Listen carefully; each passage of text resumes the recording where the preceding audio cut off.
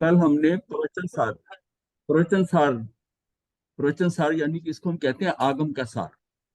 आगम का सार है। इसके तीन भागों की बात करी थी कि तीन शुद्ध स्कंद बनते हैं इसमें। एक ज्ञानाधिकार था, ज्ञेयाधिकार था और चरित्राधिकार। तीन अधिकारों में था। पहले वाले में 92 गाथाएं थी, वो गाथाएं हैं। दूसरे में 108 है, फिर 75 गाथा। हाँ, टोटल 275 गाथाओं का ही है। तो उसमें शुरू में हमने चरित्र की बात की थी कि चरित्र जो है वो दो प्रकार का बताया गया है, सराग चरित्र और वितराग चरित्र। सराग चरित्र में सीमा बता दी, यहाँ तक आप जा सकते हो, देवगति और चक्रवर्ती तक। और ये वीतराग चरित्र जो है ये मुक्ति का है। तो हमको जो है ये क्या वीतराग चरित्र बात करनी है। तो ये चरित्र कैसे है, ये चरित्र शब्द का कैसे आया कि सम और साम्य भाव। सम और साम्य भाव अगर ये आता है तो यही चरित्र धर्म है। चरित्र की डेफिनेशन यही आई थी कि चरित्र जो है अगर साम्य भाव आ जाए किसी ਉਹ में सम। ਸ਼ਾਂਤੀ ਰੱਖਾ ਇੱਕ ਵਾਰੀ ਹੱਥ ਟੱਚ ਕਰਕੇ ਛੱਡਿਆ ਤਾਂ ਕਰ ਤੇ ਨਹੀਂ ਕਹਿੰਦਾ ਤੂੰ ਕਾਲੀ ਕਰਕੇ ਫਸਾ ਲੈਣੀ ਹੈ। अच्छा अच्छा, चलो आराम से सुखा लेना। तो ये है जीव शुभ शुभ ये परिणमन करता है। अगर सराग चरित्र में चलता है तो उसकी मैक्सिम क्या है कि मनुष्य मनुष्य के लिए उसके अंदर कहां पर है, वहां तक पहुंचते पहुंचते सराग चित्र में उत्कृष्ट स्थिति क्या हो सकती है कि वह चक्रवर्ती बन सकता है और देवों में इंद्र बन सकता है। इंद्र बन सकता है सराग चित्र के अंदर। लेकिन इसमें क्या वितराग चरित्र के अंदर है कि अरिहंत और रिहंतों से सिद्ध बन जाए, सिद्ध हो जाए। तो ये हमने ये जाना था कि इसके अंदर फिर हमने जाना था कि चेतना का जो उपयोग जो है वो तीन प्रकार से हमने बताया था कि शुभ अशुभ जो है शुद्ध उपयोग तीन प्रकार का है। तो इसमें वीतराग के लिए हमें शुद्ध उपयोग पकड़ना पड़ेगा। और जब तक शुभ अशुभ हो जाए है तब तक हम कहा है सराग संयम में सराग चरित्र तक रह जाएंगे। तो शुद्ध उपयोग से ही जो है ना उससे कृत कृत्य को प्राप्त होकर अरिहंत और सिद्ध परमेष्टि बन सकता है। फिर उसके बाद में हमने जो है ना शरीर का वैकृ शरीर का सुख भोगने की बात आई थी कि शरीर के हिसाब से जो शरीर है शरीरों में वैकृ शरीर सुख भोग के लिए हम कहते हैं कि औदारिक से अच्छा है। पर वो भी सुख सुख नहीं। सुख जो है वो आत्मा का है। आत्मा आत्मा का सुख क्यों है कि सुख जो आत्मा का है वो अमूर्तिक है। तो उसको मूर्तिक से हम कैसे ले सकते हैं, सुख है तो सुख हम मूर्त व्यक्ति वस्तु परिस्थितियों में लिया ये सारी मूर्तिक है। और ये आत्मा का सुख जो है अमूर्तिक है। वो सुख नहीं है जो आत्मा का, क्योंकि सुख जो है इसके साथ बताया था उसका ज्ञान के साथ अविनाभाव है।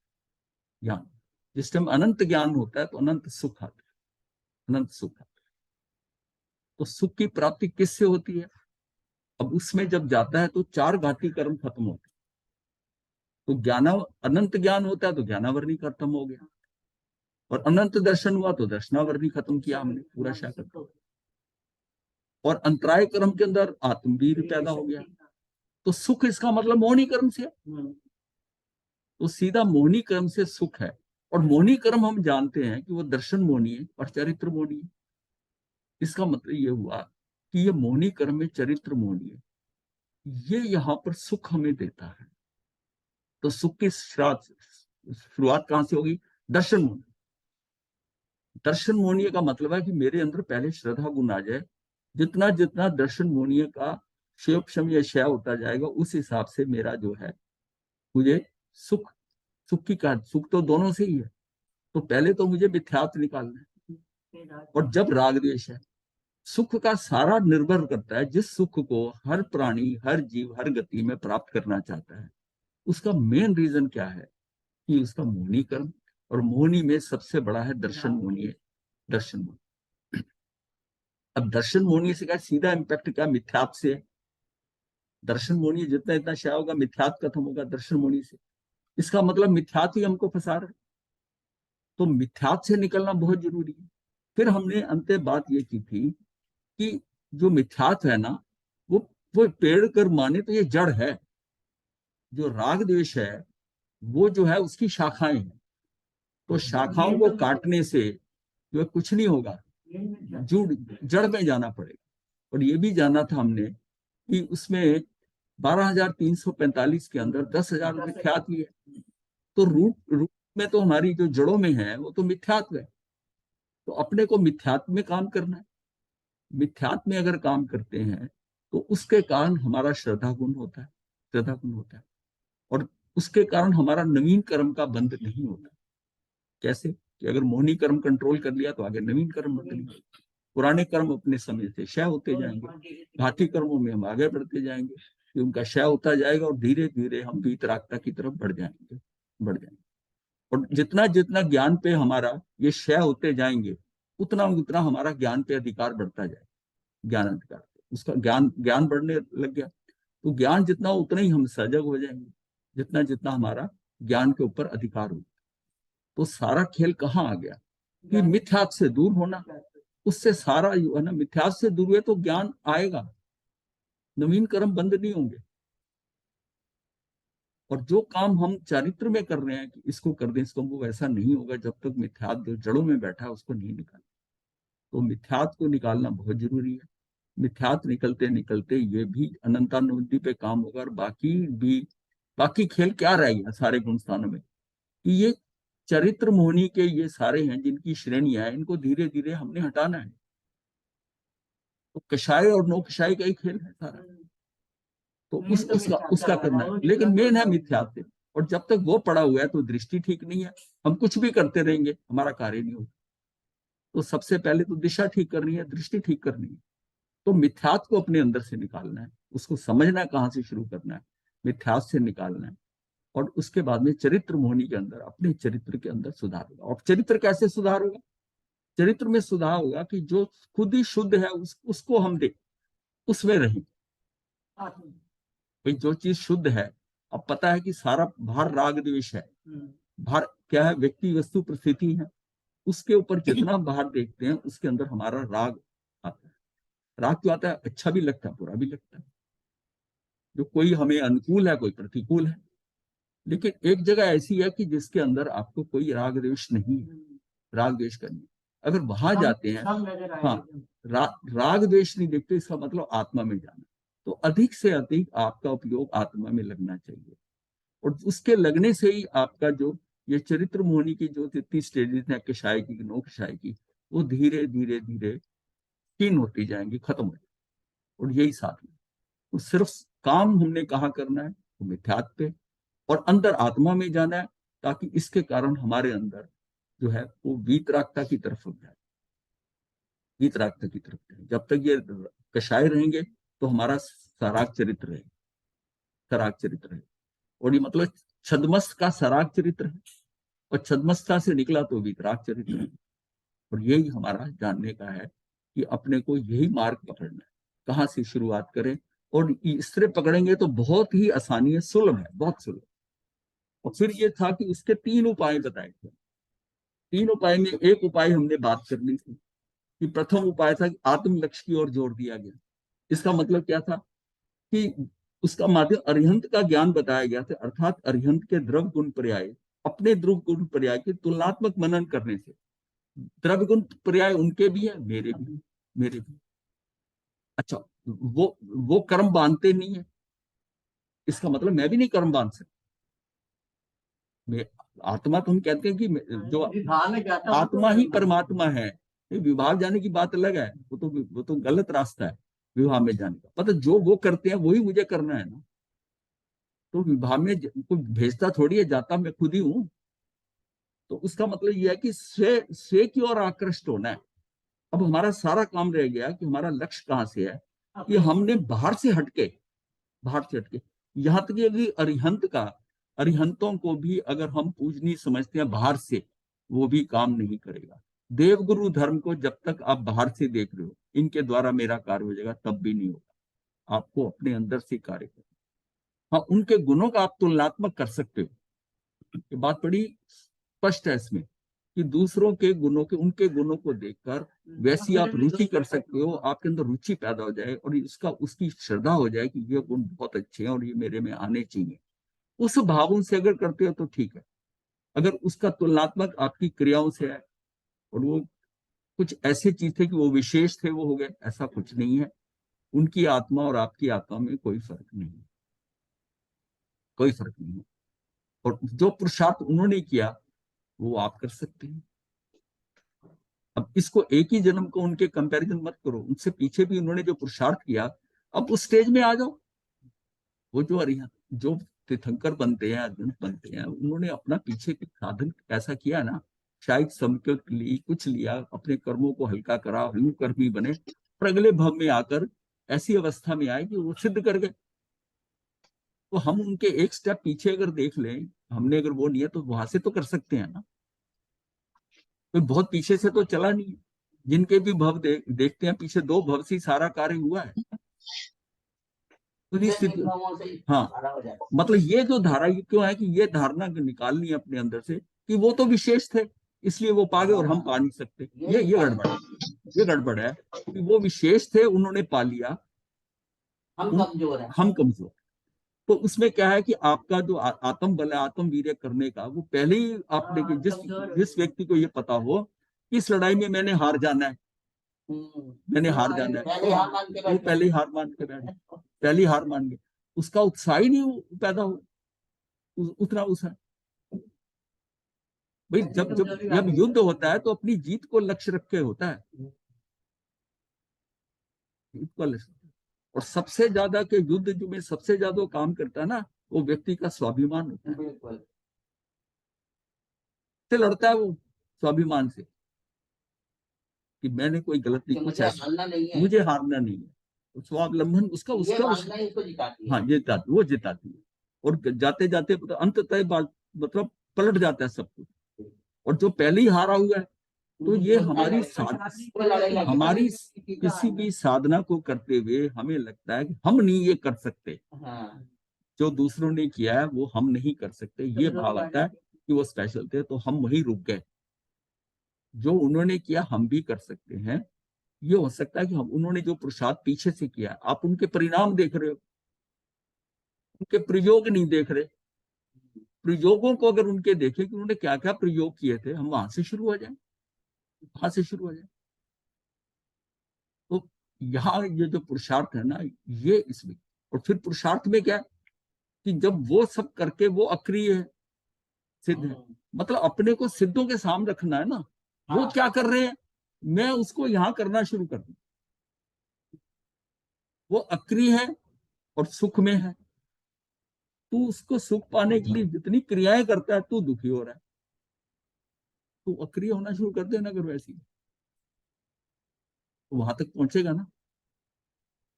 समय की सिर्फ दौड़ में दौड़ना तो शुरू करे ना, किसी की दौड़ थोड़ी कम होगी, स्पीड कम होगी, गति कम होगी, वो थोड़ा ज्यादा समय ले लेगा, पर दौड़ तो रहे, दौड़े तो सही ना।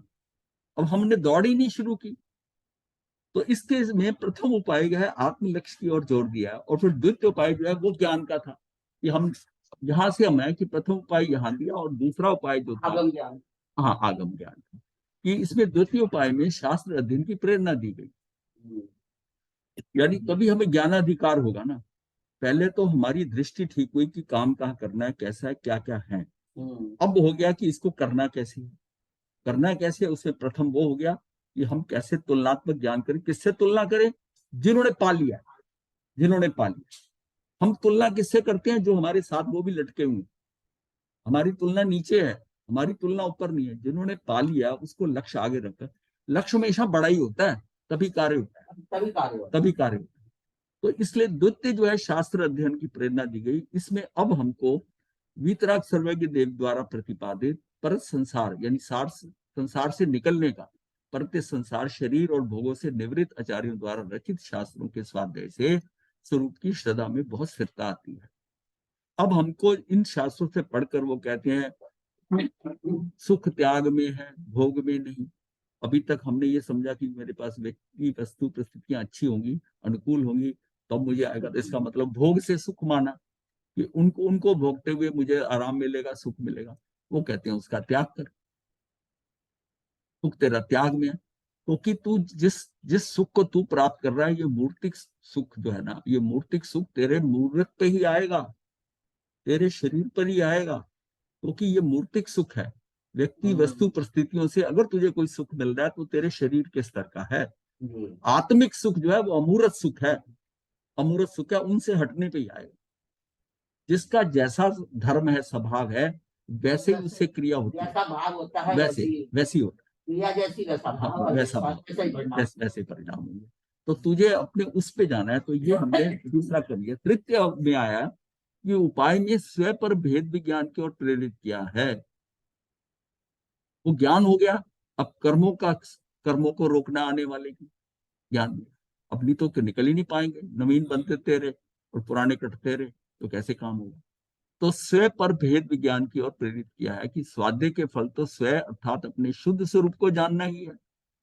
तो जिसने 11 अंग और 9 पूर्वों का अध्ययन करके भी स्वयं को नहीं जाना, उसका उतना भार अध्ययन भी निष्फल, मतलब उतना भारी अध्ययन भी जो है ना वो निष्फल हो कहा जाता है। कुछ भी करता रहे उसमें 10 पूर्वों से कम, 9 पूर्वों से ज्यादा भी करता है, जब अभी भी जा सकता है। जहां स्वयं का ज्ञान होता है वहां पर ज्ञान अवश्य होता है। जहां स्वयं का ज्ञान, अतः स्वयं पर भेद विज्ञानी शास्त्र स्वाध्याय का फल है। अब ज्ञान किसका लेना है? जीव और अजीव का। हम उसको किससे अलग करते जाए, ये भी कचरा है, ये भी कचरा। अपने आप को जिसमें स्वाध्याय करते हैं, स्वाध्याय का अध्ययन का मतलब है कि जो चीज बताई जा रही है गलत है, वो गलत चीजें क्या मेरे में है कहीं, उसको आपने ये कम से कम उसको छटने का काम तो बाद में होगा, पहले ये तो पता चले कि ये निकालना है मुझे। तो दिखे कहाँ है, कहाँ है, कहाँ प्रॉब्लम है, कहाँ प्रॉब्लम है। तो वहां पर का ज्ञान अवश्य होता है। अतः स्वयं पर भेद विज्ञान से ही शास्त्र स्वाध्याय का फल है। अगर शास्त्र का स्वाध्याय करते हुए भेद विज्ञान का, स्वयं पर भेद विज्ञान नहीं किया, तो वो भी बुद्धि के स्तर पर पांडित्य आ जाएगा। इसीलिए उसको कि वो चरित्र में कैसे आता है, चरित्र में ज्ञान ऐसे लाता है। सम्यक ज्ञान जब होता है, जब ज्ञान का सम्यक दर्शन हो गया, सम्यक ज्ञान हो गया, अब सम्यक चरित्र क्रम से होगा, स्वाध्याय करेगा, ये चारी आत्मा का लक्ष्य करके आत्मा में जाएगा, ध्यान करेगा, ज्ञान में जाएगा, और ये भेद विज्ञान करेगा। ये मेरे में कमियां हैं, इसको मुझे हटाना। तो भेद विज्ञान क्या किया, अपने को कैसे हमने संभालना है। जो हमने संज्ञाओं की बात की है ना, वो भी फैक्टर भेद विज्ञान का है। वो भेद विज्ञान का है कि ये संज्ञाएं, इस तरह की संज्ञाएं जो है मेरे में कहाँ कहाँ है। 10 की 10 संज्ञा बात करी, मुख्य संज्ञाएं 4 थी, कि मतलब मैं कहाँ पड़ा हुआ हूँ उसमें, मेरी संज्ञा में। मेरी आहार, ये सारी ऐसी कि जो मुझे वो जड़ तक लेके जाएंगी, मेरी आहार संज्ञा। अकेले को क्यों? हाँ, आप तो जितना भी सब कुछ हाँ, करा रहे, सारा ही भेद विज्ञान पे जा रहा है। तो स्वाध्याय जब करते हैं, स्वाध्याय करके अपना एनालिसिस कहाँ से करोगे? आहार संज्ञा से, भय संज्ञा से, मैथुन संज्ञा से और परिग्रह संज्ञा से। इन 4 संज्ञा से आप देखिए जो विज्ञान हो गया, आपको ये पता चल गया कि सही क्या है, गलत क्या है। अब मैं कहाँ पर बैठा हूँ, मुझे कार्य कहाँ करना है, वो संज्ञा से करोगे, संज्ञा से करोगे। फिर आपने 5 समवाय भी किए होंगे कि कोई कार्य जो होगा 5 समवाय भी समझ में आते हैं। तो उसमें सबसे मेन फैक्टर कि तेरे हाथ में सिर्फ पुरुषार्थ है। अब पुरुषार्थ तो तुझे करना है। संज्ञा का जानना आपका ज्ञान से हो सकता है, संज्ञा को उससे हटना, उन संज्ञाओं को अपने से दूर करना, वो तो तेरा पुरुषार्थ है, वो तुझे वही करना है। बस यही कार्य करते करते जो है ना, कार्य होना शुरू हो जाता है। और एक बार आपको उसके अंदर आगे अपनी उन्नति नजर आ गई, उन्नति नजर आना बात है, फिर आप मार्ग नहीं छोड़ोगे। और अगर बीच में छोड़ दिया तो फिर कहीं और अटक जाओ। तो भेद विज्ञान जो है ना, यही स्वाध्याय का फल है और यही मोक्ष क्षय का प्रमुख साधन है। इस प्रकार तीनों उपाय में पृथकता है, अपृथकता है तीनों बराबरी, तीनों एक ही, तीनों की समझ में तीनों का है, अपृथकता है। तो ये गाथा जो लास्ट गाथा है, इसकी गाथा 92 की है, जो पहला ज्ञानाधिकार है। गाथा 92 के अनुसार अंत में कहा गया है कि जिसने मोह दृष्टि मिथ्यात्व को नष्ट कर दिया, जो आगम में कुशल है, अर्थात जो आगम का यथार्थ ज्ञाता है, यथार्थ ज्ञाता मतलब उसको पता है कि आगमों में क्या बताया और तू कहाँ पर है, कहाँ पर है। और जो विराग चर्या है, अर्थात वीतराग चरित्र में उद्यमवंत है, मतलब उसमें उद्धत हो गया। और ऐसा महान अर्थात श्रेष्ठ आत्मा का धारक श्रमण साधु धर्म है। श्रमण साधु जो है ना, ये धर्म है, इस प्रकार कहा गया है कि ये धर्म है। धर्म की अब डेफिनेशन क्या होगी? धर्म की डेफिनेशन सीधी चारित्र से होगी। जितना आपका वीतराग चरित्र चल रहा है, वीतराग चरित्र, इसका मतलब उसकी तरफ जब बढ़ रहे हैं तो धर्म हो रहा है, धर्म हो रहा है। दूसरे शब्दों में जिसकी आत्मा रतन तरह के सद्भाव से महान है, ऐसा श्रमण धर्म सम्यक दर्शन, सम्यक ज्ञान और सम्यक चरित्र को धर्म कहा है। यहाँ उनके आधारभूत श्रमण के आधार अधेय में अभेद विवक्षा से धर्म कह दिया है। मतलब उसमें ये सिर्फ है कि सम्यक चरित्र आ गया तो यही धर्म है, और इसलिए इसका क्या है कि, और ये धर्म क्या है, चरित्र का पालन करना। ये चरित्र कौन है, ये श्रमण करते हैं। तो एक का आधार है, उसके ऊपर वो है। आधार किसके ऊपर, जिसके ऊपर वो टिकता है, जो उसका, तो जिस चरित्र पे वो टिका है श्रमण जो है, उसी को ही हमने धर्म कह दिया कि धर्म कर रहा है। अगर हम धर्म कहना क्या हुआ कि जो सम्यक चरित्र को कर रहा है वो धर्म में है। वो धर्म की भी इन्होंने परिभाषा दे दी। और इसके बाद में यहाँ पर आता है कि अब आया ये पेज जो है, आत्मा को ज्ञान, आत्मा को ज्ञान प्रमाण और ज्ञान का सर्वव्यापक बताया है। हाँ, कौन सा, ये नीचे विशेष का था। नहीं वो छोड़िए, वो बात की है विशेष का। आत्मा को ज्ञान प्रमाण और ज्ञान के सर्वव्यापक बताया है। आत्मा ज्ञान के बराबर, आपने साइड में हाँ नंबर लिखेगा 8 नंबर, उसका रेफरेंस है। 23 नंबर। हाँ मतलब उसका जो आइडिया दिया गया ना, उसको तो उससे जोड़ा गया उसमें। और लेकिन ये भी है रेफरेंस कि ये कहाँ से ले लिया, तो उसमें ये कहीं हम भटक ना जाए ना, जो जो चीज बताई गई है। आत्मा को ज्ञान प्रमाण और ज्ञान को सर्वव्यापक बताया है। आत्मा ज्ञान के बराबर है और ज्ञान ज्ञेय के बराबर कहा गया है। अब आत्मा ज्ञान के बराबर है और ज्ञान ज्ञेय के बराबर है। ज्ञेय लोक तथा अलोक में, इसलिए ज्ञान सर्वगत है। ज्ञान जो है ना वो सारा है। देखिए, जब हम ज्ञान की बात करते हैं ना, तो हम कहते हैं कि ज्ञान पूरे लोक अलोक में व्यापक है। जब केवल ज्ञान होता है तो केवल ज्ञान जो है वो लोक का सब कुछ दिखाई भी देता है और अलोक का भी दिखाई देता है। तो ज्ञान, इसका मतलब ज्ञान कितना व्यापक है, कितना ज्ञान है। लेकिन आत्मा प्रदेशत्व के अनुसार, प्रदेश गुण के अनुसार शरीर प्रमाण है। जो उसके प्रदेश है, ये बात नहीं, जो उसके प्रदेश है वो प्रदेश शरीर प्रमाण है, शरीर के प्रमाण है। सिर्फ जब केवली समुद्घात होता है उस समय उसके जो है लोक प्रमाण हो जाते, वो एक स्टेज आती है और सभी की नहीं है, मतलब वहां तक जा सकता है। बट ज्ञान का कितना, ज्ञान की कितनी बड़ी फील्ड है कि उसकी इतनी स्थिति है लोक और अलोक को देखना। तो ज्ञान तो पूरे लोक अलोक में व्यापक है, और जो उसके आत्म प्रदेश हैं, जैसे हम कहते हैं आत्म प्रदेश है, उसकी सीमा है, उसकी सीमा है। उसकी सीमा मतलब क्या है कि उसके शरीर प्रमाण ही है उस सीमा। इसलिए ज्ञान सर्वगत है और प्रत्येक द्रव अपने गुण और पर्याय के बराबर होता है। ऐसा आगम का वचन होने से आत्मा अपने ज्ञान गुण के बराबर ही है। इसको ये लिया है कि आत्मा अपने, अपना जो उसका ज्ञान उस टाइम है उसके अपने ज्ञान गुण के बराबर ही, ना उससे हीन है ना उससे अधिक है।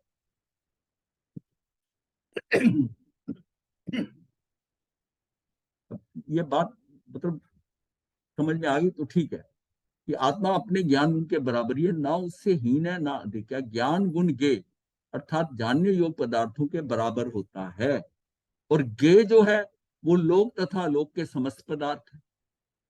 अर्थात ज्ञान उन्हें जानता है, इसलिए विषय की उपेक्षा सर्वगत है, अर्थात सर्वव्यापक है। बराबर होते हुए भी जानकारी में वो कहां तक जानता है। आत्मा को ज्ञान प्रमाण ना माने और दो पक्ष उपस्थित कर दे, उन्हें दूषित करते हैं, ऐसा। अब हमने जो ऊपर बात किया ना, इससे थोड़ा डाउट होता है कि मेरे आत्म प्रदेश तो यहाँ तक है और ज्ञान कहाँ तक है, वो पूरे लोक तक है। और ये भी हम कह रहे हैं कि ये जो है लोक अलोक के समस्त पदार्थ हैं, अर्थात ज्ञान उन्हें जानता है, इसलिए विषय की अपेक्षा सर्वगत है, सर्वव्यापक है। ज्ञान तो पूरा फैला हुआ है, और प्रदेश जो है इसका मतलब आत्म प्रदेश है, वो तो वहां नहीं जा रहे अलोक, वो तो अलोक में नहीं, क्या लोक में भी नहीं पूरा जा रहे, वो तो यहाँ पर, वो लोक के अंदर कहा है, वो अंतिम। यहाँ बैठे तो पूरे कमरे में थोड़ी नहीं जाते। हाँ हाँ, सिर्फ वो तो उसको केवल क्या, केवली केवली को होता है कि केवली के उस टाइम पर उसका जो समुद्घात होता है, वो समुद्घात तो उसको यहाँ से सिद्ध बनने के लिए है। अब वो तो एक पर्टिकुलर टाइम पर होगा। हाँ, पर्टिकुलर टाइम पे होगा, पर्टिकुलर व्यक्ति को होगा। व्यक्ति को होगा। जिस समय उसको, अभी अरिहंत यहाँ पर है, तब भी तो शरीर प्रमाण ही है, हम भी शरीर प्रमाण है, शरीर प्रमाण है। और ज्ञान कितना है? ज्ञान तो लोक प्रमाण। लोक है, वो ज्ञान सर्वव्यापक हो गया और ये शरीर प्रमाण व्यापक हो गया। और ज्ञान की अपेक्षा से तो भी शरीर और फिर वो इसमें आपको संदेह होता है, क्या आत्मा को ज्ञान प्रमाण ना मानने पर दो पक्ष उपस्थित करके उन्हें दूषित करती है। इस लोक में जिसके मत में आत्मा ज्ञान प्रमाण नहीं होता, हम कह रहे हैं कि भाई आत्मा तो शरीर प्रमाण है, आत्म प्रदेश जहां तक है, और वो ज्ञान प्रमाण नहीं होता, उसके मत में वह आत्मा निश्चय ज्ञान से हीन अथवा अधिक होगा, कि वो वैसा प्रमाण नहीं है, या ज्यादा है या कम है। और हम ऊपर ये कह के आए थे कि दोनों बराबर हैं, कि ये जो है ये दोनों क्या आत्मा ज्ञान के बराबर और ज्ञान ज्ञेय के बराबर कहा गया है। समझ में आ रही है ना बात? हाँ, इस लोक में जिसके मत में आत्मा ज्ञान प्रमाण नहीं होता, उसके मत में वह आत्मा निश्चय ज्ञान से हीन अथवा अधिक होगा। यदि आत्मा ज्ञान से हीन है तो वह ज्ञान चेतन के साथ समवाय ना होने से अचेतन हो जाएगा। जितना ज्ञान वो क्या है, जो ज्ञानहीन है वह चेतन के साथ नहीं होगा। चेतन आपका क्या, वो आत्म प्रदेश है ना। अगर आप कहते हो कि ज्ञान ज्यादा हो गया या कम हो गया, तो इसका मतलब है कि वो चेतन के साथ उतना अचेतन हो जाएगा या उससे बढ़ जाएगा, तो वो क्या होगा, वो ज्ञान अतिरिक्त हो जाएगा, अतिरिक्त आत्मा ज्ञान हो जाएगा। इसके विपरीत यदि आत्मा ज्ञान से अधिक है तो वो ज्ञान अतिरिक्त आत्मज्ञान के बिना पदार्थ को किस प्रकार जान सकेगा, जान सकेगा, जबकि ज्ञान ही जानने का साधन है। अब हमने क्या करा कि ज्ञान और आत्मा को बराबर करने के लिए कहा कि यहाँ पर ज्ञान जो है वो ऐसे, वे पहली जो एक नंबर में है वो ज्ञान यहाँ पर है, और आत्मा हमने की आत्म प्रदेश तो मेरे कम है, शरीर प्रमाण है, और ये ज्ञान जो है लोक अलोक में है। तो यहाँ तक आत्मा के साथ उसका समवाय नहीं रहेगा, तो यहाँ का ज्ञान जो होगा अचेतन हो जाएगा, ये ज्ञान अचेतन हो जाएगा, क्योंकि ये ज्ञान जो है मैं इसको ज्ञान को आत्मा से ज्यादा समझ रहा हूँ, आत्म प्रदेश। अब क्या है, ये उसकी फिजिकल पोजीशन की बात है, ज्ञान है तो ज्यादा ही है। अब तो फिर दूसरा महाराज जी ज्ञान की परिभाषा क्या होगी? ज्ञान की परिभाषा, ज्ञानी, ज्ञान क्या है, ज्ञान इज नॉलेज या अवेयरनेस। ज्ञानी आत्मा है, आत्मा ही ज्ञान है। तो ये फिर एक आगे गुण, ज्यादा ये कम कैसे हो सकती है महाराज? एक गुण है, एक गुणी है। तो फिर एक, कैसे एक गुण गुणी से ज्यादा या गुणी गुण से कम कैसे हो सकता है मैं भाई? आपको ये कह रहा हूँ ना, जब कह रहा हूँ कि आपके आत्म प्रदेश आपके शरीर के बराबर है, और आपको केवल ज्ञान, आप कहते हो कि मुझे केवल ज्ञान, मुझे लोक भी नजर आ रहा है, लोक भी नजर आ रहा है।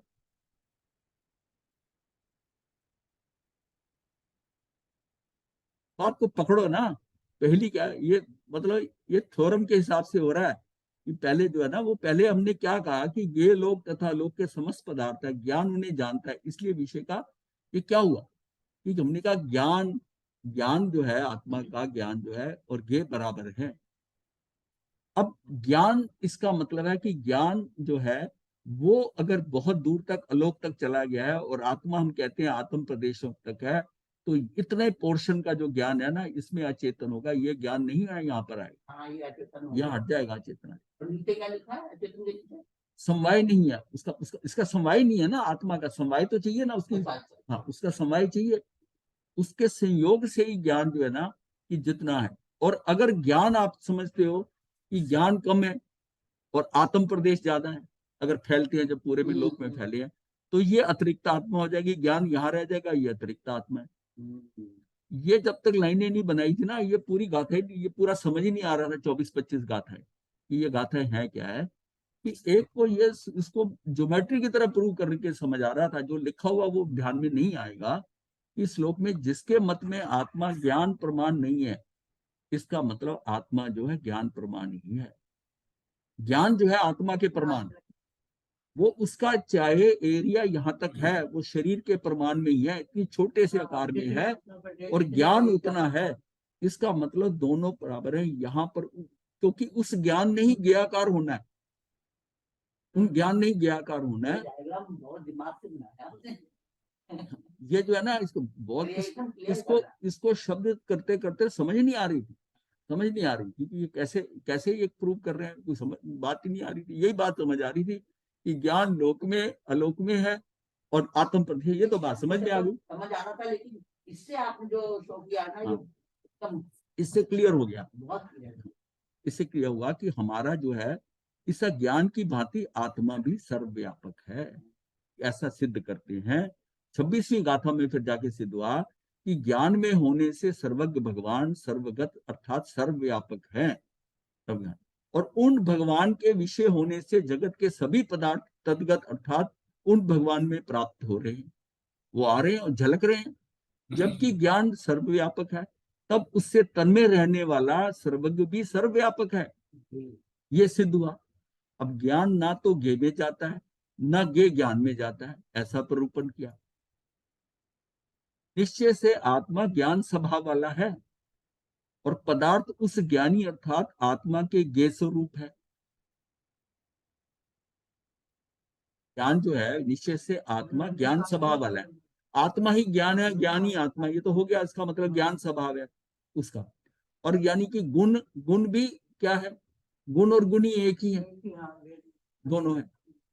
अब पदार्थ उस ज्ञानी अर्थात आत्मा के गे स्वरूप है। जिस प्रकार रूपी पदार्थ चक्षु में प्रविष्ट नहीं होते और चक्षु रूपी पदार्थों में प्रविष्ट नहीं होता, उसी प्रकार गे ज्ञानी आत्मा में प्रविष्ट नहीं और ज्ञानी गे पदार्थों में प्रविष्ट नहीं। ये बात बड़ी क्लियर है। हाँ, पृथक रहकर ही इन दोनों में गे गायक संबंध है। एक गे है, पृथक रहकर, दोनों अलग अलग है। एक दृश्य है, एक दर्शक है। दृश्य दर्शक तभी है कि दोनों पृथक हैं, दोनों अलग हैं। तो श्रुत के निमित्त से ज्ञान में भी भेद होता है, उसे दूर करते हैं। अब क्या हुआ, ज्ञान ना तो गे में जाता है, ना गे ज्ञान में जाता है, ऐसा प्ररूपण किया है ज्ञान के। वो कहीं नहीं जाते, केवली जो है वो उस ज्ञान को पाने के लिए कहीं नहीं जाते। हाँ, तो मतलब जो बैलेंस है ना, ये सारा लोग को जो झलक रहा है, उतना ज्ञान की उनकी क्षमता है कि उसमें सारा लोग एक समय में झलक सकता है। ज्ञान तो पूरे लोक अलोक का है। और ये जो है, जो जिसके अंदर आप समझ रहे हो आत्मा का, उसकी पर उसकी अप्रोच जो है ना, उस सारे में व्यापक होकर उस सारे को ग्रहण करता है, सारे को ग्रहण कर लेता है। और ये भी जैसे कहा, आदमी एक जगह बैठा हुआ है, लेकिन दृष्टि तो बहुत दूर तक जाती है ना। दृष्टि तो बहुत दूर तक जाती है ना, तो वही ज्ञान बात का ज्ञान तो आपका जा रहा है बहुत दूर तक। हाँ, वही समझ में आया। हाँ, समझ में आ गया ना। तो अब वो समझ में आया। मेरा जो ज्ञान पड़ा है कितना है, उसकी उसकी उसके हाथ बड़े लंबे हैं, क्या मतलब है कि वो आदमी यहाँ बैठा, दृष्टि दूर तक जाती है ना महाराज। इतनी दूर तक जाती है। और जबकि हम जब देखते हैं किसी चीज को, वो चीज हमारे अंदर नहीं जाती, हम उसके अंदर नहीं जाते। तो वो उसको देखने के लिए, क्योंकि हम जब जो सोच रहे हैं ये उसके हिसाब से कि ये अतीन्द्रिय ज्ञान नहीं है, ये इंद्रिय ज्ञान है, तो हम जिसके उनके ज्ञान में तो सारा ही आ रहा है, सारा ही आ रहा है। तो ना तो वो गे में जा रहे हैं उन सब में, ना गे उनमें आ रहा है, पर फिर भी ज्ञान में वो झलक रहा है सारा। तो आत्मा का जो है, उसके आत्म प्रदेशों की, उसके ज्ञान की इतनी क्षमता है कि पूरे लोक का ज्ञान में, पूरे लोक में व्यापक होकर सारा कुछ जान सकता है। और उसमें बिना तन में हुए, बिना तन में हुए। हमें तो जो ज्ञान हो रहा है ना, ये हम तन में होते हैं। ये ज्ञान जिस चीज को देखा है उसको देख के फिर देख रहे हैं, किस दृष्टि से देख रहे हैं, जिस दृष्टि से देख रहे हैं उतनी गहराई पकड़ते हैं। अगर बहुत कैजुअल अप्रोच है आपकी देखने की, तो आपको वो जल्दी ध्यान नहीं रहेगा। और जिसको बहुत ठोक बजाकर आपने देखा है, उसकी विशेष चीजें भी ध्यान से देखी है, पूरा उसको खोज करके देखा है, वो आपको फिर वो ध्यान में रहेगी, ध्यान में रहेगी। तो इसका मतलब दृष्टि को जब हम देख रहे हैं ना, तो बाहर दृष्टि जो है ना, ऐसे हो जैसे कि हम मेले में इतने लोग आ रहे हैं जा रहे हैं, मैं किसी की शक्ल याद ही नहीं मुझे, मैं सारा मेला देखता रहा, मुझे एक भी व्यक्ति याद नहीं। पर उसमें एक दो मिलने वाले मिल गए, वो याद है, वो मुझे याद, हाँ वो भी उस मेले में था, वो भी उस मेले में था।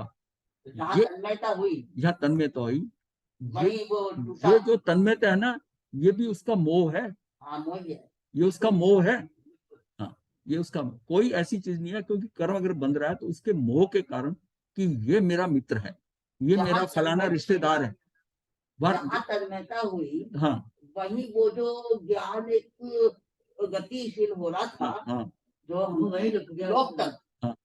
वही ब्रेक लग गया, वही ब्रेक लग गया। उसका मतलब वहां वो तन्मय हुआ, ब्रेक लगने का मतलब तन्मय हो गया। मैं हो गया। अब और जहाँ इतने लोग आते हैं, इतने होते हैं, वो आए हैं कौन नहीं आए, उसमें आप तन्मय नहीं हो रहे। जिन जिन को आप जानते हो उसका आप बाद में नरेशन कर सकते हो, हाँ वो भी वहां था, ये भी था, ये भी था, ये भी था। और वैसे आप किसी को नहीं जानते और आपने उनको बड़ी कैजुअल दृष्टि से देखा, हाँ, बहुत ही सबका एकदम ऐसे देखा कि बस है, ठीक है, व्यक्ति है, बहुत है, लेकिन आपको उसमें तन्मय नहीं हुआ। मतलब हमें जीवन में इस तरह जीने की बात है कि हम कहीं अटके नहीं, बस ज्ञाता दृष्टा वो आ रहा है, उसमें कोई तुलना नहीं, कोई क्रिया नहीं, कोई कुछ नहीं। इतना तेजी से काम होगा ना, ये बस ये सारा करना है, ये सारा ये साधना है सारी। श्रुत के निमित्त से ज्ञान में जो भेद होता है उसे दूर करते हैं। पुद्गल द्रव्य स्वरूप वचनों के द्वारा भगवान ने जो उपदेश दिया वह द्रव्य श्रुत है। निश्चय से उसका जानना भाव श्रुत ज्ञान है और व्यवहार से कारण में कार्य का उपचार कर उस द्रव्य श्रुत को भी ज्ञान कहा है। इससे सिद्ध हुआ कि सूत्र का ज्ञान श्रुत ज्ञान कहलाता है। यदि कारणभूत श्रुत की अपेक्षा कर दी जाए तो ज्ञान ही अवशिष्ट रहता है। श्रुत की अपेक्षा कर दी जाए और वो जो ज्ञान है, ज्ञान ही अवशिष्ट रहता है, शेष रहता है। वह ज्ञान जो है केवली और श्रुत केवली के आत्म संवेदन के विषय में तुल्य ही रहता है। अतः उनके ज्ञान में श्रुत निमित्तिक विशेषता नहीं है। कोई उसमें श्रुत निमित्त कोई नहीं बन रहा है कि ये आया, यानी निमित्त नैमित्तिक संबंध उसका नहीं है, श्रुत नैमित्तिक विशेषता नहीं है उनमें। बस उनमें क्या है, कहां से आ रहा है, कौन आ रहा है, कौन करने वाला है, कौन निमित्त बना, कोई निमित्त नहीं है। वो श्रुत निमित्तिक विशेषता नहीं है। वो श्रुत दोबारा समझाओ श्रुत वाली बात। अच्छा ठीक है। श्रुत के निमित्त से ज्ञान में जो भेद होता है उसे दूर करते हैं। श्रुत के निमित्त से पुद्गल द्रव्य स्वरूप वचनों के द्वारा भगवान ने जो उपदेश दिया वह द्रव्य श्रुत है। अच्छा, वो द्रव्य श्रुत हो गया। निश्चय से उसका जानना भाव श्रुत ज्ञान है। निश्चय से अगर उसका जानना हो रहा है तो आपका भाव श्रुत ज्ञान है। द्रव्य सुनकर भी अगर जानना नहीं, द्रव्य श्रुत कान में पड़ रहा है, जानना नहीं हो रहा, आपको ग्रहण नहीं हो रहा, तो भाव श्रुत ज्ञान है। जानना जो है निश्चय से तो जान रहे हो। और व्यवहार से कारण में कार्य का उपचार करके उस द्रव्य श्रुत को भी ज्ञान कहा है। उस द्रव्य श्रुत को भी, क्योंकि उसी के कारण तो भाव श्रुत होना है ना, तो उस द्रव्य श्रुत को भी ज्ञान का है। इससे सिद्ध हुआ कि सूत्र का ज्ञान श्रुत ज्ञान कहलाता है। यदि कारणभूत श्रुत की उपेक्षा कर दी जावे, उस श्रुत की कौन दे रहा है, ये कैसा दे रहा है, कर जावे, तो ज्ञान ही अवशिष्ट रहता है। यानी हमने निमित्त को उड़ा दिया, जो हमें ज्ञान देने वाले निमित्त को उड़ा दिया, निमित्त को उड़ा दिया, तो वो जो ज्ञान होगा उस ज्ञान का श्रुत निमित्तिक विशेषता नहीं रहेगी कि मैंने उससे प्राप्त करा, क्योंकि ज्ञान आपका अपने से हुआ है। केवली और शुद्ध केवली के आत्म संवेदन के विषय में तो इसको क्या जाएगा कि इट इज सेल्फ क्रिएटेड महाराज। ज्ञान मैं कह रहा हूं किसी को ज्ञान दे ही नहीं सकते। आप जी, कैसे ज्ञान दे या तो सकते? दर्शन से होता है या श्रुत से होता है, तो आत्मा के केस में सेल्फ क्रिएटेड है। ज्ञान आपके उपादान से हो रहा है। हाँ, सेल्फ क्रिएटेड हो गया ना, इसका मतलब हाँ, आपके सेल्फ अंदर ही है। क्रिएटेड है। आपका उपादान तैयार है तो आपको होगा। देखिए भाई द्रव्य साहब इसको ऐसे हाँ, बोलो। भाई साहब इसको ऐसे भी कह सकते हैं कि ये जो है वही ज्ञान है बस। यही अगर आत्मा के हिसाब से देखें तो जो हाँ अंदर जी ये के कारण जो ज्ञाकार हो रहा है उसके अंदर जी जी ज्ञानी ज्ञाकार हो रहा है, बस वही देख रहा है, वो वही हाँ देख रहा जी है, वही देख रहा है। उसके लिए हाँ जी निमित्त वो नहीं है कि इसने दिया मुझे, वो देने वाला कोई नहीं है। जी हम अपनी दृष्टि वाला ढेर रहते थे। हाँ हाँ, तो केवली और श्रुत केवली के जो है उनका तो आत्म संवेदन का विषय है। उन्होंने कुछ देखा थोड़ी, किसी ने बताया थोड़ी, वो श्रुत निमित्तिक विशेषता नहीं होती उनके ज्ञान में, वो नेचुरल है। उनका उनके ज्ञान में वो झलक रहा है, वैसे ही झलक रहा है। कैरेक्टरिस्टिक जी ही है। हाँ, ये वैसे ही झलक रहा है, क्योंकि ज्ञान तो मेरे उपादान से होना है। देने वाला चाहे सामने तीर्थंकर है, मैं उसके समसरण में बैठा रहूं, कुछ करता रहूं, और मैं उस द्रव्य श्रुत को ग्रहण कर रहा हूं, लेकिन मेरी अंदर की स्थिति उसको पकड़ने की नहीं है। मेरी समय भाग श्रुत नहीं बनेगा, मेरा जानना नहीं होगा, मेरा जानना नहीं होगा। जब अंदर से आएगा हाँ, अंदर से मुझे बदलना है, मुझे ज्ञान की पकड़ कब बनेगी, ज्ञान का आधार कब होगा कि मेरे अंदर की स्थिति, मेरा उपादान तैयार हो गया। महाराज जी एक बात बताएं, हाँ जी। तो आत्मा आलोक में तो जा नहीं सकती है, लेकिन ज्ञान आलोक का होता है। ज्ञान ये अलग, ये बात सारा कंफ्यूजन यही निकाला है ना। अब कभी किसी के मतलब ये खुद ही प्रश्न उठाकर बात होती है। जो ज्ञानी लोग हैं जिन्होंने ये लिखा है, अमृत चंद्राचार्य ने या किसी, उन्होंने बाद में टीका में जैसा एक्सप्लेन किया है, गाथों से तो समझ नहीं आता इतना, लेकिन जो उन्होंने ये इसको दिया है, ये एक्चुअली ये जो प्रवचन सार है ना, ये बहुत गहरा है। जो समय सार है वो जल्दी आसानी से समझ आ जाता है, इसमें बहुत गहराई है, इसकी बहुत गहराई है। इसका मतलब इसकी महाराज बहुत जी ज्ञान के ऊपर धर्मास्तिक और अधर्मास्तिक लागू नहीं होते हैं। नहीं, ऐसा है, जो भी ज्ञान है वो लागू कैसा ज्ञान में कैसे लागू होगा? क्योंकि ज्ञान ज्ञान जब ज्ञान आप एक ज्ञान आपका ज्ञान जो हो रहा है वो अमूर्तिक है, जी मैं समझ अमूर्तिक गया ज्ञान महाराज जी, है। आपकी बेसिक इनहेरेंट क्वालिटी है, एक ये इनहेरेंट कैरेक्टरिस्टिक है। क्वालिटीज है। मैं ज्ञान समझ गया आपको आपकी कोई, बात। हाँ, कोई दे नहीं सकता। कोई अगर कोई देगा तो निमित्त भी है और निमित्तिक भी हो रहा है। द्रव्य दो हो गए ना, एक देने वाला, एक ये हुआ। इसमें इसमें कर्ता कर्म तो नहीं है, क्योंकि एक कर्ता कर्म नहीं है, लेकिन इसमें हम ना निमित्त निमित्तिक को भी उड़ा रहे हैं। हाँ हाँ, सही बात है, समझ गया मैं। हम इसमें इसमें उसकी निमित्त जरूरत ही निमित्तिक को नहीं भी है। उड़ा रहे हैं।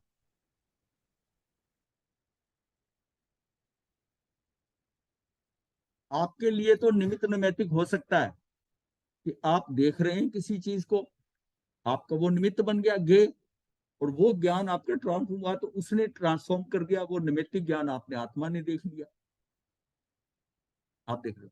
पर जो जो देखते ही नहीं कहीं पर, केवली और शुद्ध केवली, वो उनके लिए तो कोई निमित्त नहीं। निमित्त तो हुआ ना जहां मैं उस गे को देखने जाता हूँ, वो गे को देखने गए नहीं, तो उनके लिए तो कोई ऐसा निमित्त है ही नहीं है, निमित्त नहीं है, नैमित्तिक भी नहीं है।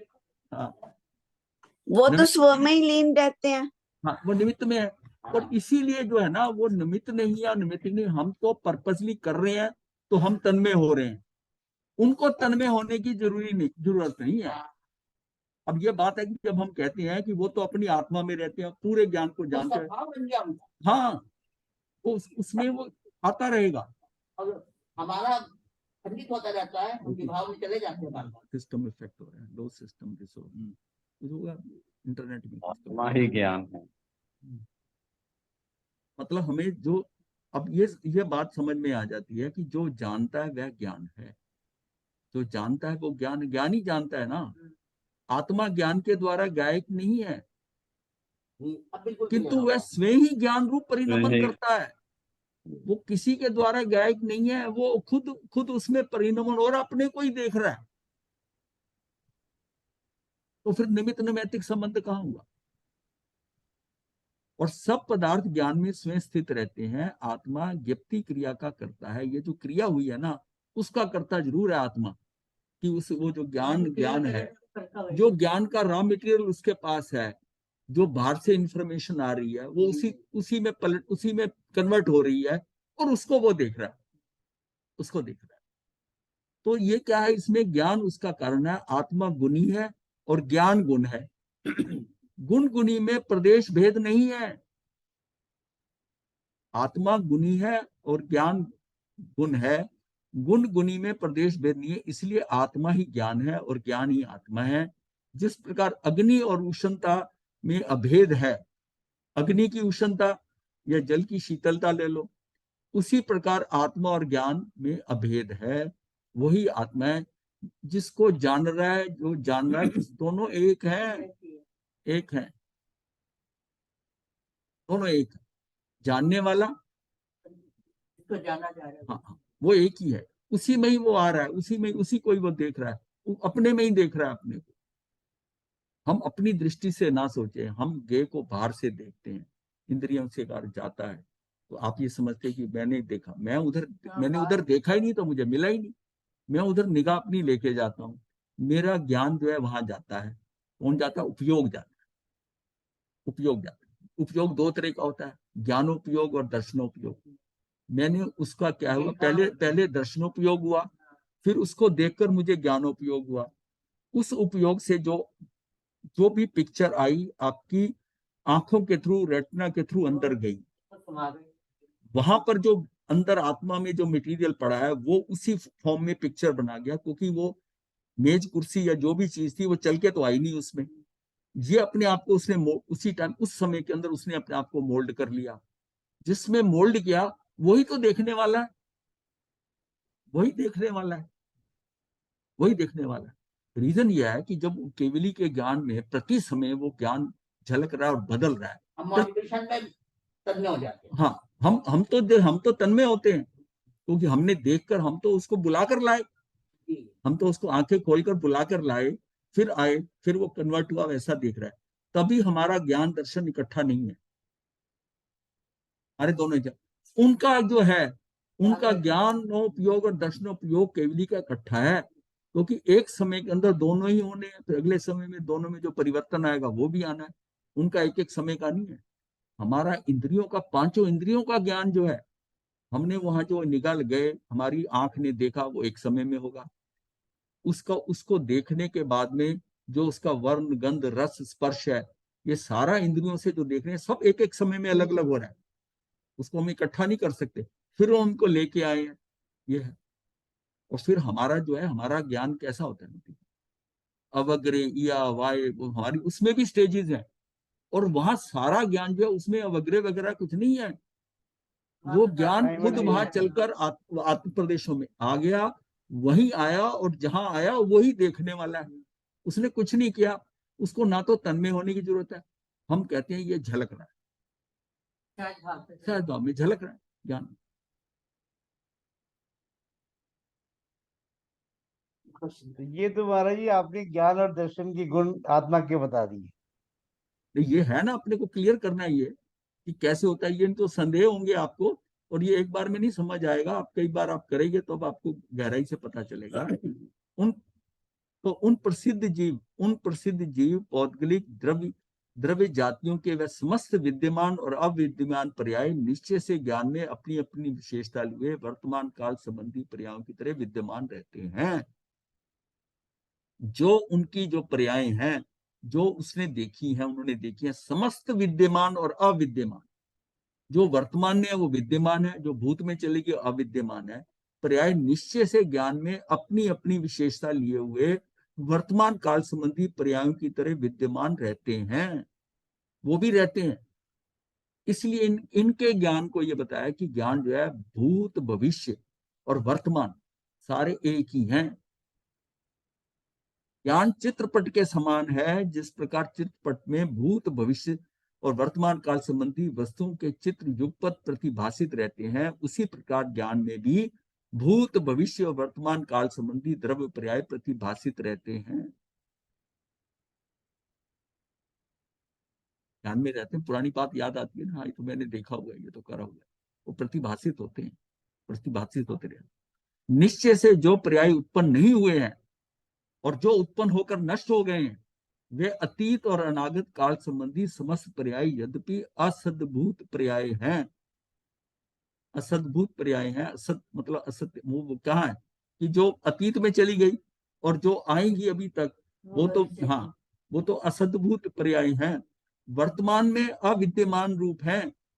पुरानी वाली भूत वाली भी नहीं रही वर्तमान में, और भविष्य वाली अनागत ही वो आई नहीं है।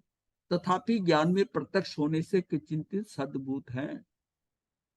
हाँ, उसको ये ध्यान है, ये थोड़ा लगाता है तो वो बताता है, विद्यमान भी बताता है और भविष्य का भी।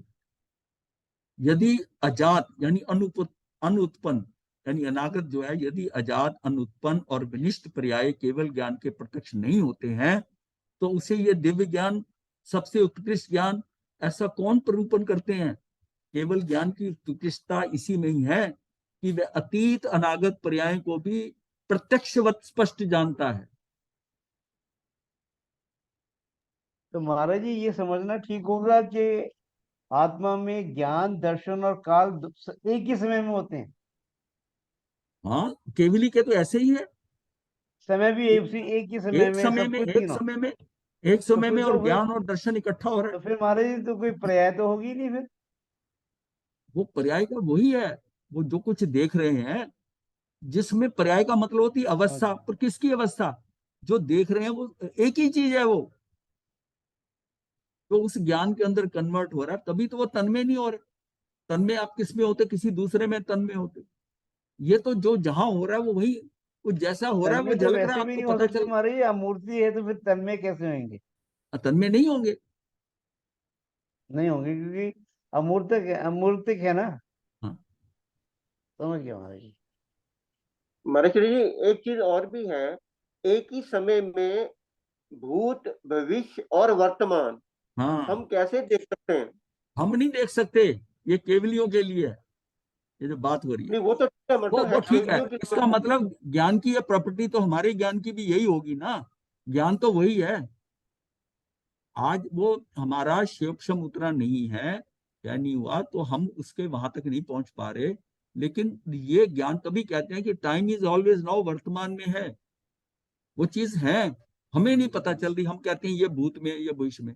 उनके लिए तो वो सारा जो भूत और जो भविष्य है, वो सारा एक ही जगह पड़ा हुआ है वर्तमान के साथ।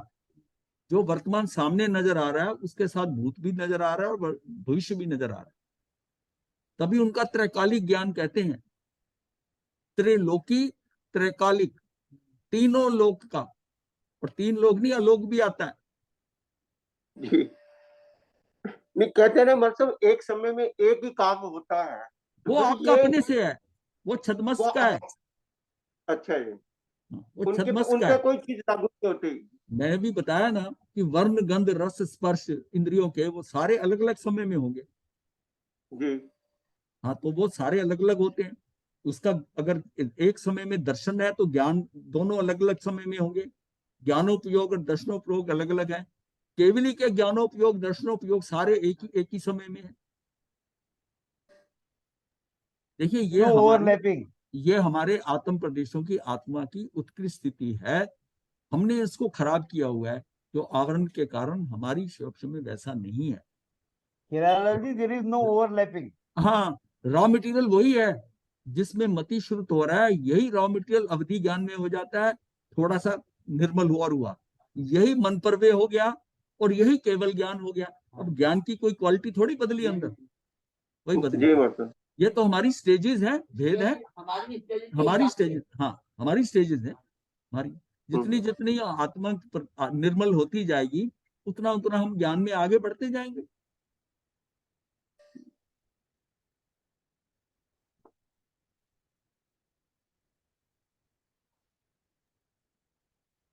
महाराज साहब, जैसे कोई चीज समझ नहीं आती तो इसका मतलब हमारा उपादान तैयार नहीं है। हाँ, ये समझ लो आपका उस ज्ञान का शिवक्षण नहीं है, लेकिन एक बार पढ़ते हो, दो बार पढ़ते हो, हफ्ते बाद फिर फिर समझ पढ़ते हो, आने लग जाता है। फिर समझ हाँ। आने लग जाता है। इसका मतलब शिवक्षम हुआ। आपने जितना पुरुषार्थ करा उसको समझने के लिए, वो पुरुषार्थ आपका जो है शिवक्षम कर रहा है। आप दोबारा पढ़ अच्छा। रहे हो, दोबारा पढ़ रहे हो। एक हाँ। होता है आपने आपने हथियार डाल दिए कि नहीं, मेरे तो समझ में हम्म। नहीं आता।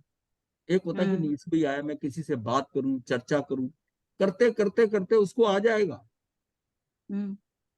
जैसे आप दोबारा समझाते हैं तो वो समझ आ जाता है, तो फिर हाँ हाँ, ज्ञान आएगा। ये भी जब हम किसी दोबारा ने दे करेंगे ना, दिया। ये भी हाँ जब जी। हम दोबारा करेंगे, इसके ऊपर है। ये देखिए, ये जो पहले जितनी हमने क्लासेस ली हैं, ये जो सब्जेक्ट है ये वैसे नहीं है। इसमें तो हम्म। आपको पूरा टाइम देकर पूरा समझना होगा। और ये हमें पता है कि इसको बनाने में भी ना बहुत ज्यादा टाइम लगता है। अब दूसरों में टाइम नहीं लगता, बहुत बहुत दिमाग लगाया वो टाइम लगता है उसमें। कभी कोई 4 लाइनें ही होती है, कभी 5 लाइनें, बहुत हाँ। दिमाग। तो निश्चय से जो पर्याय उत्पन्न नहीं हुए और जो उत्पन्न होकर नष्ट हो गए हैं, वे अतीत और अनागत काल संबंधी समस्त पर्याय, यद्यपि असद्भूत पर्याय वर्तमान में अविद्यमान रूप है, तथापि ज्ञान में प्रत्यक्ष होने से कचिंत सद्भूत हैं। यदि अजात अनुत्पन्न, यानी कि जो अनागत है, और विनिष्ट पर्याय केवल ज्ञान के प्रत्यक्ष नहीं होते हैं, तो उसे दिव्य ज्ञान या सबसे उत्कृष्ट ज्ञान मान लिया। उसके ज्ञान के अंदर ये आया कि पीछे क्या हुआ वो तो मैं भूल गया, और जो हम्म। होना है ये तो मैं फिर कभी बताऊंगा। अगर ये बात हो, अगर कोई भगवान केवली भगवान से ये पूछे कि ये बताओ जी मैं पीछे कहाँ था, कि आज नहीं, आज तो अभी मैं कल बताएंगे या फिर देख के बताएंगे। जैसे हम लोग कह देते हैं ना कि इसका ज्यादा डिटेल में समझना है तो बाद में बताएंगे, फिर आदमी उसको रेफर करता है, वो वही बताते हैं ना, उसी समय बताते हैं। उनके उनमें तो वर्तमान और भविष्य और वर्तमान सारा एक ही चल रहा है, एक ही चल रहा है। ये तो हमने इसको टाइम के साथ, मनुष्य ने इस 2.5 लोक में इस टाइम के अनुसार उसको सेग्रीगेट कर दिया, ये भूत है, ये भविष्य है, ये वर्तमान है, क्योंकि ये दिन बीत गया, उनके लिए इतना बीत गया, इतना बीत गया। तो जिनेंद्र भगवान ने कहा है कि संसारी जीव के नियम पूर्वक कर्मों के अंश प्रति समय उदय में आते रहते हैं। जो जीव उन उदयगत कर्मांशों में मोही, रागी अथवा द्वेषी होता है, वह बंध का अनुभव करता है। राग आदि का भाव होने से केवली भगवान के धर्मोपदेश आदि क्रियाएं बंध का कारण नहीं है। उनका पुण्य भी बंद नहीं होता। जो वो समस्रण लगाते हैं, करते हैं, तो उनका कोई पुण्य थोड़ी बंद हो जाता। राग आदि का अभाव है।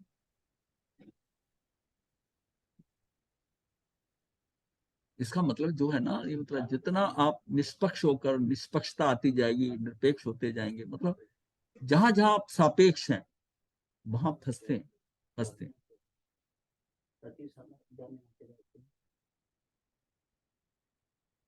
तो वह बंध का अनुभव करता है। राग आदि का भाव होने से केवली भगवान की धर्मोपदेश आदि क्रियाएं बंध का कारण नहीं है।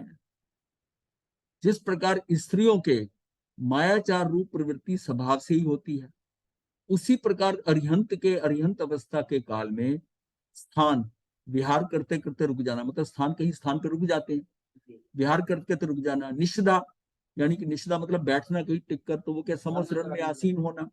विहार करते आर्य क्षेत्रों में विहार करना और धर्मोपदेश देना, ये कार्य स्वभाव से ही होते हैं। निषद्या, विहार और धर्मोपदेश, ये सारे जो है उनके कर्म का बंद, ये बात हो रही है ना कि कर्म कैसे उनके वे कार्य स्वभाव से ही होते हैं। क्योंकि अरिहंत भगवान के मोह का उदय नहीं होता कि मैं वहां जाऊं, वहां मेरे श्रावक हैं, मेरे वो हैं, उनको कुछ नहीं है। उस परिस्थितियों में इधर चले गए, उधर चले गए, आगे चले गए, मतलब कोई भी चीज उनकी अपेक्षाओं से, कोई किसी चीज की अपेक्षा करी या किसी की इच्छा करी, वो कुछ नहीं, अपने स्वभाव। और कहीं उन्होंने कुछ कहा भी किसी को ना, तो उसका कुछ कोई फल आने वाला होता है उसके साथ। उसने कहा कि मैं उस नगरी में जा रहा हूं, वहां पर कोई संदेश है, तो बोले ठीक है, सुलसा को ये संदेश दे देना।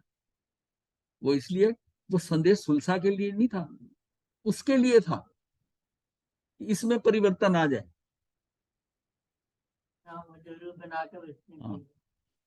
तो इसलिए समस्त क्रियाएं इच्छा के अभाव में होती हैं, इसलिए वह उनके बंध का कारण नहीं होती। अब दूसरा, अब यहां तक हमने करा है, लेकिन फिर यही रहने देते हैं आज, इसको नया शुरू नहीं करते। आखिरी वाला एक बार फिर से समझा। ये जिस स्त्रियों के मायाचार रूप प्रवृत्ति स्वभाव से होती है, ये मान लेते हैं कि उनका ये स्वभाव है, जिसको जैसे कईयों का लोकांतिक देव का जीताचार कहते हैं ना, कि उसका वो है, ये मायाचार रूप प्रवृत्ति कहा जाता है। स्त्रियों में क्रोधमान माया लोभ में ये नहीं होता वो मायावी होती हैं, उनका माया जो है ना वो ज्यादा होती है थोड़ी, जिसके कारण वो स्त्री बनी। तो इसका मतलब जिस कारण वो गुण, जिस अवगुण कह दो, गुण नहीं कहो, जिस अवगुण के कारण उनकी ये पर्याय जो है स्त्री पर्याय बनी, तो उसका मतलब वो गुण तो है ना ज्यादा, इसलिए ये है। बाकी ये इसको गलत नहीं समझे कि स्त्रियों के मायाचार, कई बार किसी को ना स्त्रियों के मायाचार होता है तो स्त्रियां फील करती हैं कि हमें लिस्टेड कर रहा है। आदमी तो क्रोधी भी बहुत होता है, लेकिन जिस प्रकार स्त्रियों के मायाचार रूप प्रवृत्ति स्वभाव से ही होती है, क्रोध जो है कभी आएगा कभी नहीं आएगा, ये स्वभाव से होती है, क्योंकि वो स्त्री पर्याय में आने के कारण ये रीजन था माया का, और इसी से पुरुष से स्त्री बनी, और स्त्री पुरुष माया करेगा वो स्त्री बन जाएगा। तो मायाचार रूप प्रवृत्ति स्वभाव से ही होती है। उसी प्रकार अरिहंत की अरिहंत अवस्था के काल में सहज, मतलब जो स्त्री जो बात करती है ना, तो उसमें माया होती है, पर वो सहज होती है, वो नहीं समझती कि मैं माया कर रही हूँ, उसको तो अंदर से होती है, अंदर, हाँ उसके अंदर से होती है, अंदर से होती है, और उसको सहज लगती है स्वभाव से। उसने कोई प्लानिंग नहीं किया, उसकी सोचने की, उसकी थिंकिंग ही वैसी होगी। अरिहंत अवस्था के काल में स्थानीय करते हुए होना, विहार आर्य क्षेत्र में विहार करना, धर्म उपदेश देना, ये कार्य स्वभाव से ही होते हैं। वो भी जिस तरह स्त्री की मायाचार प्रवृत्ति स्वभाव से होती है, इसी तरह ही अरिहंतों की जो केवली हो गए हैं, उन केवलियों की क्या है कि कहीं स्थान पर रुक जाना, समशरण में आसीन हो जाना, विहार करना। मतलब उनके अंदर ये भाव नहीं आता कि जो तीर्थंकर प्रवचन दे रहे हैं तो नहीं, ये हमें तो पता है, हमने क्या लेना देना, पर वो सहज जाते हैं, बैठते हैं उसमें।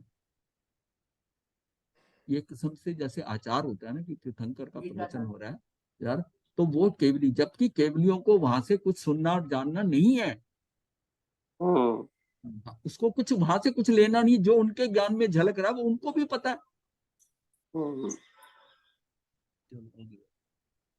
तो चूंकि अरिहंत भगवान के मोह का उदय नहीं होता, इसलिए उनकी समस्त क्रियाएं इच्छा के अभाव में होती है।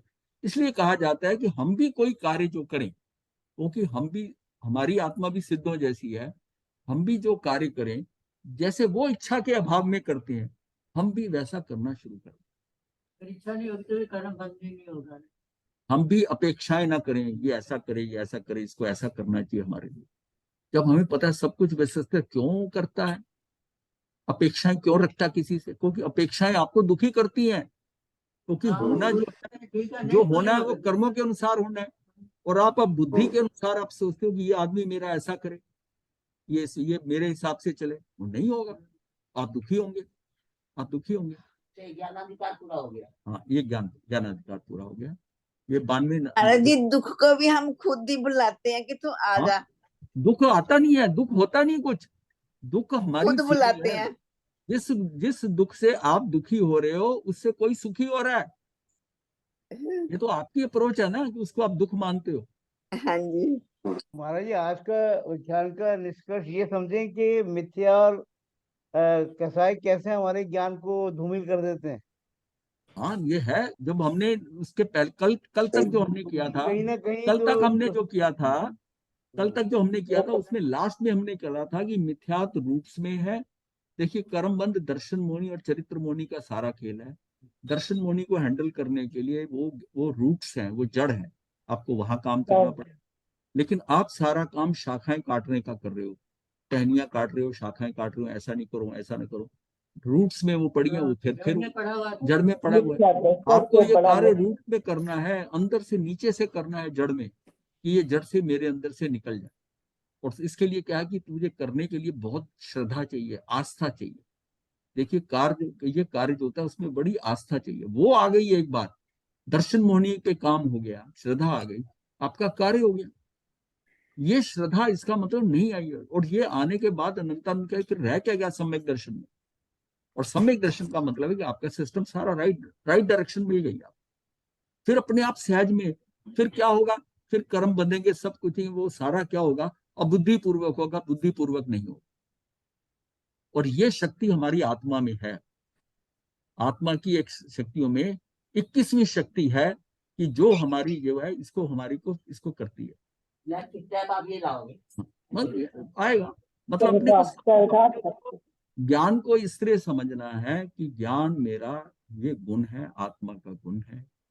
जितना जितना मैं अंदर से स्वभाव से निर्मल होता जाऊंगा, किसी के बारे में बुरा नहीं सोचूंगा, मेरे मेरे मेरे अंदर एक स्वच्छत्व शक्ति होती है। हाँ। ये भी है 11वीं या कितनी है स्वच्छत्व हाँ, शक्ति। वो स्वच्छत्व शक्ति जो है ना, उसके प्लेट जो है पूरी साफ मिट्टी से साफ है, धूल पड़ी हुई ये चीजें नजर नहीं आ रही पूरी तरह। हाँ, लेकिन मैं बाहर सब कुछ स्वच्छ देखने लग जाऊं, अपने को इतना स्वच्छ कर लूं, किसी के बारे में कुछ मालिन्य भाव, मल अंदर की ये बुरा है, कुछ बुरा नहीं है। वो जो आपको बुरा लग रहा है उसकी प्लेट पे ज्यादा धूल आई हुई है, आपकी प्लेट पे कम धूल आई हुई है, आपको वो बुरा लग रहा है, पर बुरे तो आप भी हो। और जिस दिन आपकी प्लेट से मिट्टी हट गई, उस दिन आपको बुरा नहीं दिखाई देगा, वो उस दिन बुरा नहीं दिखाई देगा, क्योंकि दिखना आपकी प्लेट पे है।